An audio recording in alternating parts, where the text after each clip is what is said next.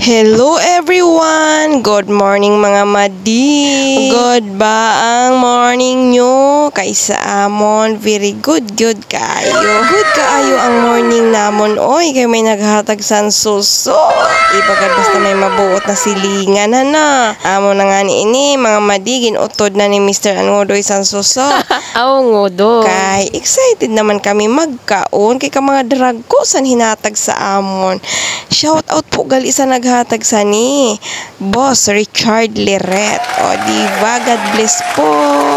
Salamat sa sunod na naman. Thank you so much.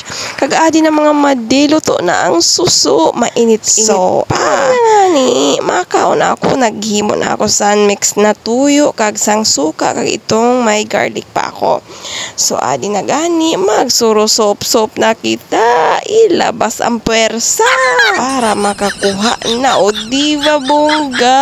Amo na ining ginasabi na makakaon na kita sa ni. So sinod na ang galaway-laway, kumadi lang sa balay para dili ka magmahay kay manamit ini mga inday. Lalo na kay hinatag lang sa aton kapitbahay. Uhahay.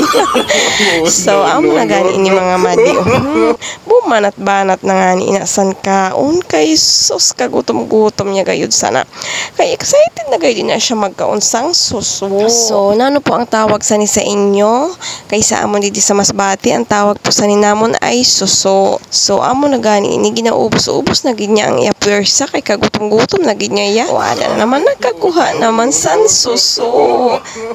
Sadiin ka pa. Kaya nano pa man ayon na pagluya-luya kumadi ka na habang may bilin pa. Kay kung maubusan ka ay bahala ka. Grabe na gani sana dida madi ang akong paningkamot o gatiriwi na gid taon anong uloy. Basta makuha lang ang tumoy sang suso. So amo na nga ni mga madi kita daw ng itsura kay bago po inan mata bago akong mata mga madi. Kaya ngarag-ngarag intawon ako mga madi ay bahala ka mo daw eh. Basta ang importante makakaon ako san suso. Ang importante busog ako san suso. Bahala na daw ngarag-ngarag na itsura basta busog lang.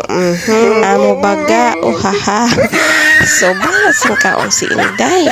Kaya mga madi na ano pa man inyo ginahintay kumadi na kamo sa balay ayo pagdugay-dugay para dili ka dida tulo laway o na ano. So sa gihapon nagapasalamat po kami sa amon silingan. Thank you so much and Diyos mabalos.